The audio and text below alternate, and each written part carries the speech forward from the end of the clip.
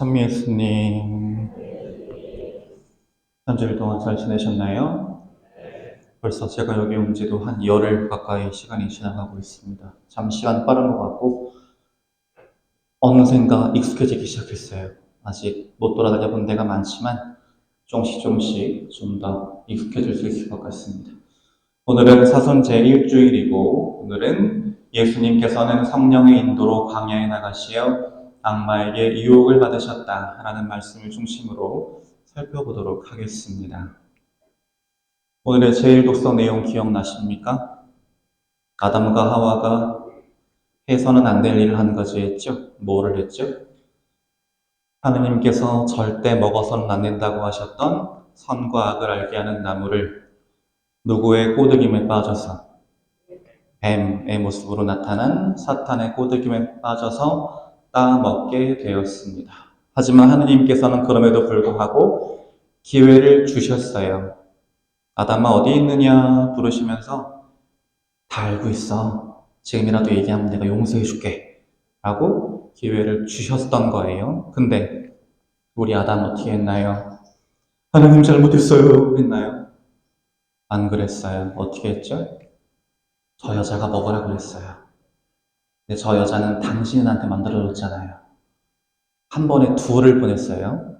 하와도 보내고 하느님까지 보냈어요. 하와는 어떻게 했나요? 그때 하와라도 하느님 제가 잘못했어요. 제가 저 못난 저 새끼 제가 교육 다시 했어야 되는데 제가 했나요? 아니요. 하와도 남 탓했어요. 하만 누구 탓했어요?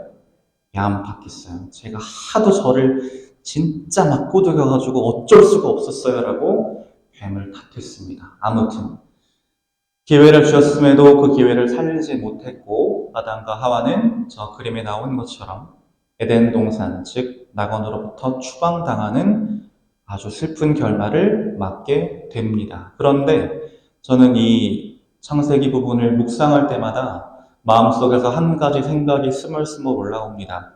어떤 생각일까요? 약간의 억울함이에요. 어떤 억울함이 드시는가? 만약에 여러분이 아담과 하와의 입장이라면 저렇게 쫓겨난 다음에 어떤 억울함이 들까요? 어떤 억울함?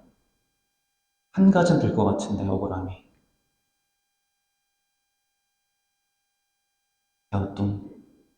어떤 억울함이 들까요? 이런 생각이 들었습니다. 하필이면 그 먹지도 못할 걸 왜 에덴 동산 한 가운데 제일 잘 보이는 데다 심어두셔가지고 그것만 아니었으면 우리가 이렇게 안 살았을 거잖아요. 그렇죠? 에덴 동산에서 죽음도 없이 고된 노동도 없이 하느님과 함께 풍족하게 충만하게 기쁘게 살았을 건데 하느님 왜 하필이면 한가운데 그 잘 보이는 데다가 저거를 심어 두셨어요. 아예 없었으면 좋았을 거잖아요. 라는 생각을 한 번쯤은 해보실 수도 있었을 것 같습니다. 근데 하느님이 아담과 하와가 그거를 따먹어서 죄를 짓게 만들려고 거기에 심어두셨을까요? 선과 악을 알게 하는 나무를? 아니면 왜? 굳이 왜? 먹지도 못할 걸 왜 심어두셨을까요? 한 가운데, 제일 잘 보이는데, 굳이 왜? 우리가 어떤 모습으로 무엇을 따라야 할지를 보여주시기 위해서였어요. 당신 뜻을 따라 사는 것이 선이고 당신 뜻을 거스르면서 사는 것은 악인데 우리는 선을 지향하고 악은 멀리해야 한다는 것을 마음으로 늘 눈으로 보면서 늘 마음으로 새기기를 바라셨기 때문에 굳이 그 나무를 거기에 세워두신 겁니다. 우리가 걸려 넘어지는 돌뿌리로 박아두신 게 아니라 뭘로 세워두셨냐면 그때그때 이게 하나님의 뜻이지 그치 확인하고 피할 수 있게 혹은 내가 이렇게 해야지 확인하고 할 수 있게 구원의 이정표로 거기에다가 설치해 두신 거예요. 근데 아담과 하와는 굳이 자기 욕망에 휘둘려서 거기에 헷가닥 걸려 넘어지는 상황이 벌어지게 된 겁니다. 이 말씀을 왜 드리느냐? 오늘 복음 말씀이 저렇게 시작하기 때문입니다. 예수님께서는 성령의 인도로 광야에 나가시어 악마에게 유혹을 받으셨다라고 나옵니다. 이 말씀을 조금만 생각해 보면 머릿속에 한 가지 의문 부호가 뚱 뜨실 거예요. 뭐의 어떤 단어 하나 때문에 이 말씀이 금방 이해가 안 돼요. 뭐 때문에? 성령의 인도, 좀 더 근원적인 거. 어떤 단어 하나 때문에 마음이 답답하고 불편해요. 하느님이, 성령이 굳이 왜? 어떤 단어 하나 때문에 걸려요. 뭐 때문에 걸릴까요? 유혹. 우리가 보통 생각하는 유혹은 어떤 건가요? 좋은 거예요? 나쁜 거예요? 나쁜 거예요? 왜 나쁜 거예요? 안 좋은 것만 있어요? 예를 들어볼게요. 저는 1년 365일 다이어트 중이에요. 지금은 제가 정체기를 몇 달째 겪고 있지만 전 늘 다이어트 중입니다. 그런데 굳이 그런 제 앞에서 어떤 사람이 뿌링클 치킨, 순살, 양념치킨, 수원 왕갈비 통닭을 밤 11시에 냄새 풀풀 풍기면서 먹고 있어요. 자, 닭이 나빠요? 닭은 죄가 없어요. 근데 우리는 그 닭을 보고 뭐라 그래요? 내가 지금 다이어트를 하고 있으면 야, 그 유혹거리 좀 나한테 치워라고 이야기하죠. 닭은 죄가 없어요. 닭은 그냥 닭이에요. 이게 우리가 유혹이라고 바라보는 거의 본질입니다. 문제는 뭐가 문제예요? 닭을 바라보는 내 마음이 문제입니다. 내 마음이 그 닭을 바라보면서 먹고 싶다, 타리고 먹고 그냥 먹고 싶다 욕망에 빠지면 내가 걸려 넘어져서 다음날 얼굴이 이따만하게 붓고 후회할 거고, 아니야, 내가 그래도 참아야지, 좀 더 빼야지 라는 마음으로 그거를 멀리하고 극복하면, 내가 어제 검참 유혹이 있었지만 참았잖아. 아, 나 참 대단해 라는 마음으로 오히려 하느님 보시기에 더 좋은 모습으로 발전할 수 있는 계기가 될 수 있다라고 하는 게 중요합니다. 그래서 이 유혹에 대한 부정적 이미지 때문에 하느님께서 당신 아드님을 굳이 죄 지을 수 있는 확률이 있는 쪽으로 인도하셨다고? 라고 하는 물음표가 생기는데, 우리는 먼저 광야라고 하는 장소 개념과 유혹이라고 하는 이 개념에 대해서 제대로 알아야 저 말씀에 대해서 물음표가 뿅 뜨지 않을 수 있습니다. 먼저 광야.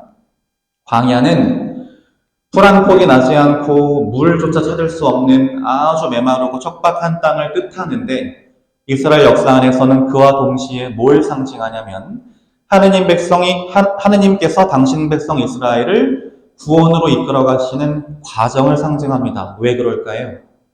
이집트를 탈출한 이스라엘 백성들이 어디를 거쳐서 가나안으로 들어갔어요? 광야. 광야에서 총 얼마 동안 있었어요? 40년. 근데 그들이 그 40년 동안 어떻게 걸어갔냐면 이렇게 걸어갔어요. 여기가 출발 지점이고요. 여기가 가나안이에요. 그럼 우리 상식으로는 어떻게 가면 돼요? 이렇게 가면 돼요. 그렇게 하면 몇 달도 안 걸려요. 근데 어떻게 갔냐면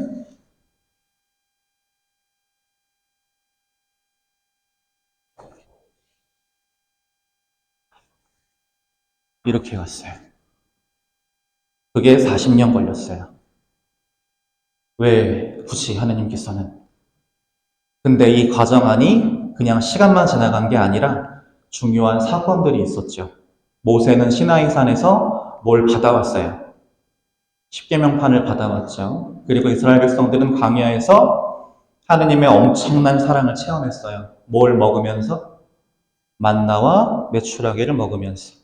그리고 이 모든 구원의 여정들이 통해서 이스라엘 백성들이 한 가지 생각한 게, 우리는 하느님께 사랑받는 그분의 백성이구나.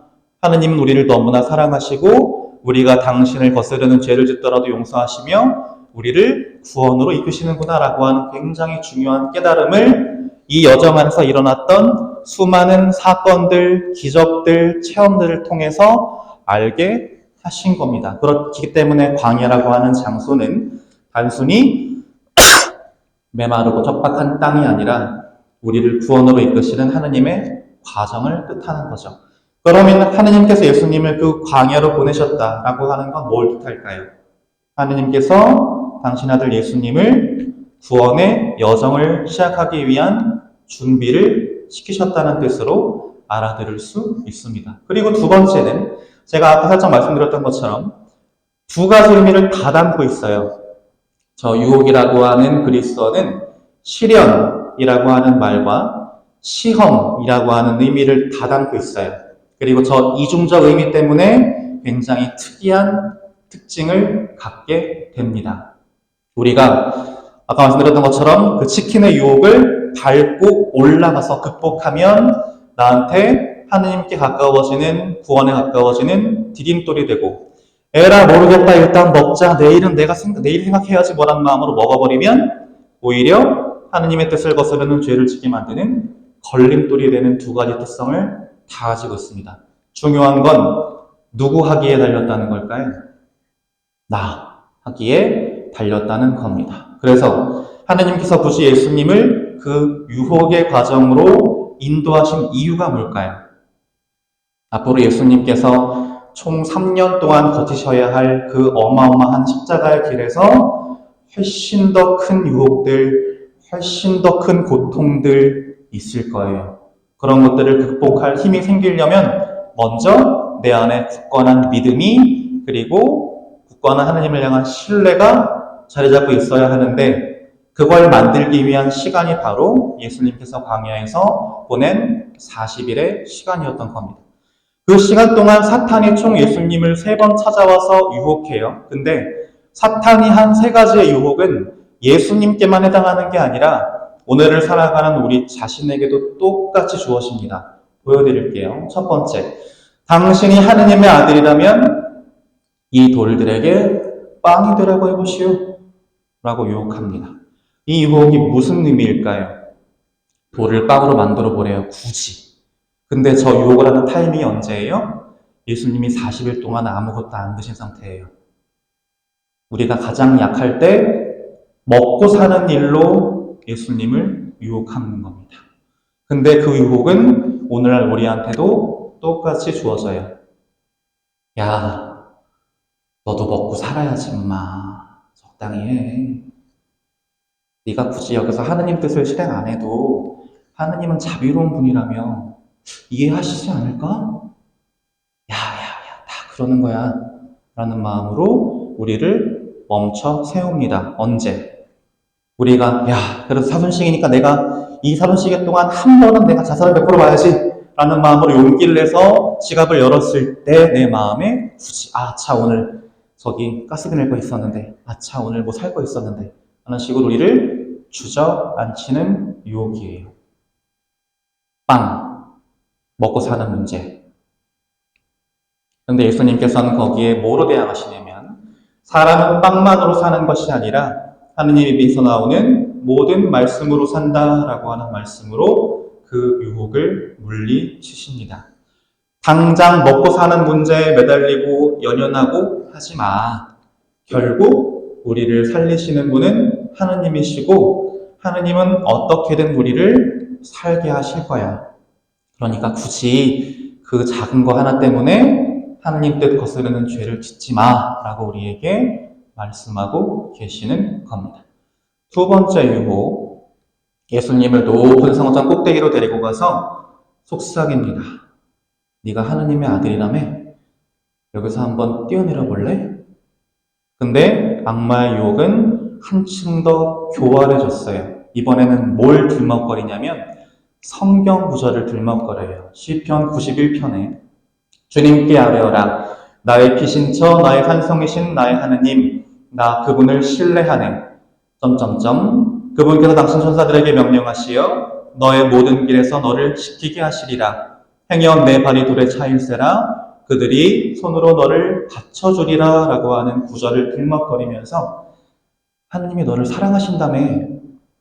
성경에도 적혀 있잖아. 너를 사랑하시는데 설마 너를 다치게 하시겠어?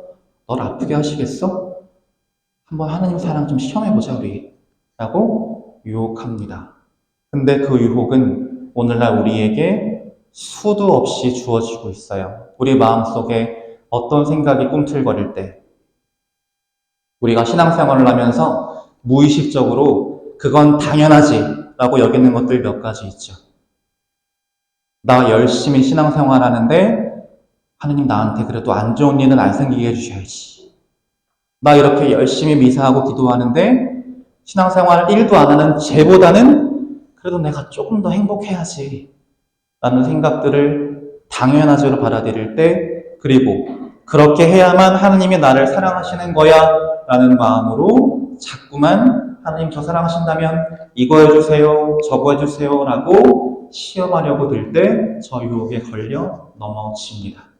근데 생각해 보세요. 커플들이 있어요. 여자친구가 허구헌날 물어봐요. 오빠 나 사랑해? 내 질문이 하루에 한 번으로 안 끝나요. 오빠 나 사랑한다면 저거 해줘. 오빠 나 사랑한다면 저거 이거 하지 마. 네. 근데 그렇게 끊임없이 사랑을 확인해서 누가 행복해져요? 아무도 안 행복해져요. 남자친구는 미쳐버릴 거고요. 그 여자친구 당사자도 힘들 거예요. 왜? 계속 확인해야 되고 마음은 늘 불안하고 오빠가 언제 떠날지 모르겠고 자기 자신을 계속해서 불안감과 의심으로 옥죄기 때문에, 그렇기 때문에 우리가 해야 할 것은 무엇이다? 하느님의 사랑을 시험하려 들지 말고 일단 믿으라는 겁니다. 왜? 사랑을 눈에 보이는 증거로 확인할 수 있어요. 물론 아주 특별한 날 정성을 담은 선물로 보여줄 수는 있어요. 근데 그것도 어쩌다 한두 번이지 어떻게 매번 눈에 보이는 증거로 물질적인 거, 행동적인 거 못해요. 그리고 내가 그거에 내 사랑을 거는 순간 나는 불행한 사람이 됩니다. 뭐 그게 아니라 일단 먼저 하느님의 사랑을 믿으라는 뜻입니다. 그러면 그 사랑에 숨어있는 의미가 뭔지, 얼마나 기쁜 건지를 우리가 확인할 수 있게 된다는 뜻입니다. 예전에 나온 책 나의 문화유산 답사기에 보면 그 서두에 저자가 조선시대 어느 문장가의 구절을 응용해서 한 말이 있어요. 사랑하면 알게 되고 알면 보이나니 그때 보이는 것은 전과 같지 않으리라 라고 하는 말을 서평에서 한 적이 있습니다. 우리에게 하느님이 주시는 메시지예요. 증거로 확인하려고 하지 마. 시험하려고 하지 마. 먼저 믿어야 하느님 사랑이 보여 라고 알려주고 계시는 거예요. 먼저 믿으면 하느님이 우리를 사랑하신다는 증거는 정말 차고 넘칩니다. 일일이 다 거론하기가 버거울 지경이에요. 근데 그게 아니라 하느님 저 사랑하신다면 이거 해주세요 라고 한정하면 난 불행한 사람이 돼요. 왜? 하느님이 나를 사랑하시는 방식이 그게 아닌데 자꾸만 내 기준에 억지로 맞추려고 드니까. 세 번째요, 우리가 제일 약한 부분을 건드립니다. 당신이 나 땅에 엎드려 나에게 경배하면 저 모든 부귀 영화와 저 모든 재물을 당신에게 주겠소 라고 유혹합니다. 만약에 사탄이 전례단장님한테 야, 너 나한테 절 한 번만 하면 내가 이번 주 로또 번호 알려줄게. 1등짜리야. 20억. 너랑 나랑만 아는 거야. 아무한테도 얘기 안 해. 한 번만 딱 갖고 나한테 절하면 돼. 당황스럽지? 물리칠 수 있어? 쉽지 않을걸? 20억. 어렵지도 않아. 눈 딱 감고 절 한 번만 하면 된대. 이 우리를 흔들어 놓는 어마어마한 유혹이에요. 이게 왜 위험할까요, 근데? 저도 어떤 때는 로또가 욕심날 때가 있어요. 한 번만 돼보고 싶다. 1등이 아니라도 늘 하나도 안 맞으니까 한 5등이라도 해보고 싶다라는 생각이 들 때가 있지만, 중요한 건 왜 그럼에도 불구하고 돈을 벌 수 있는 저 쉽고 편한 길을 에라 모르겠다고 하면 안 되는 걸까요? 왜? 우리가 어떤 말씀을 기억해야 하냐면 너희는 하느님과 재물을 함께 섬길 수 없다라는 말씀을 기억하셔야 합니다. 이게 무슨 뜻이에요? 내가 그 상황에서 그래 20억이면 한번 걸만하지, 옛다 절 받아라 라고 선택하는 순간 뭘 잊어버릴까요? 뭘 잃어버릴까요? 하나님의 사랑과 은총을 그 순간 발로 뻥 차는 꼴입니다. 왜? 하나님과 재물을 우리는 함께 섬길 수 없기 때문입니다. 길게 살아봐야 100년 사는 그 인생 때문에, 그리고 겨우 그 얼마, 우리는 물론 20억 작진 않지만 그 얼마 안 되는 기쁨, 행복 때문에 우리가 하느님 앞에서 영원히 누릴 기쁨과 행복을 포기하는 상황이 벌어지는 거예요. 그래서 예수님께서는 절대 그러지 말라고 하시는 겁니다. 그 한 번의 선택으로 너에게 정말 소중한 걸 잃어버리지 말고 한 가지만 기억해. 네가 해야 될 건 하느님 한 분만을 경배하고 그분을 섬기는 거야 라고 우리에게 말씀하고 계시는 거예요. 굉장히 중요한 부분입니다. 그래서 이번 사선 시기에도 아마 저 세 가지 유혹은 끊임없이 여러분들을 괴롭힐 거예요. 근데 저 유혹 제가 어떻게 해야 된다고 말씀드렸죠? 에라 모르겠다 걸려 넘어지면 죄. 근데 아니야! 난 이길 수 있어! 밟고 올라서면 디딤돌. 그래서 우리가 이 40일이라고 하는 시간 동안 내가 만나는 모든 상황 속에서, 모든 선택의 순간 속에서 그래, 하느님이면 내가 이렇게 하길 바라실 거야. 하느님께서는 내가 이렇게 하면 기뻐하실 거야 라는 기준으로 용기 있게 의지를 가지고 선택해 나갈 수 있다면 우리는 이 40일이라고 하는 시간이 지난 후에 기쁜 부활을 맞이할 수 있을 겁니다.